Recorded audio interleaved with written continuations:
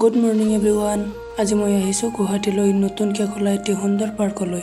নামটো হ'ল ৰাধিকা শান্তি উদ্যান। উজানবজাৰৰ ব্ৰহ্মপুত্ৰৰ পাৰত অৱস্থিত আৰু এতিয়াও entry fees free. Let's explore.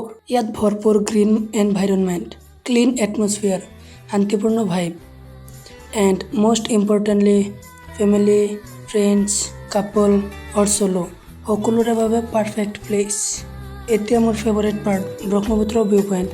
ইয়াৰ পৰাই ব্ৰহ্মপুত্ৰৰ দৃশ্য দেখিলে মনটো একেবাৰে ফ্ৰেছ হৈ পৰে। হাৱাৰ ফিল, নদীটোৰ চাউণ্ড আৰু ছানছেট টাইমটোৱে একেবাৰে মেজিক কৰি তোলে। আমি দিনত আহিছোঁ কাৰণে ছানছেটটো এনজয় কৰিব পৰা নাই। ইয়াত ৱাইড ৱাকিং space, proper sitting arrangement, cute photo spot আৰু সুন্দৰ লাইট ছিষ্টেমো আছে।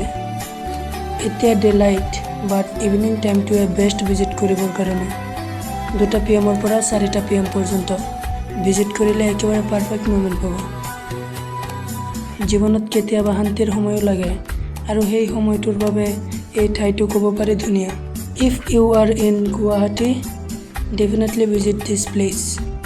ভিডিঅ'টো ভাল লাগিলে লাইক, শ্বেয়াৰ, কমেণ্ট কৰিব।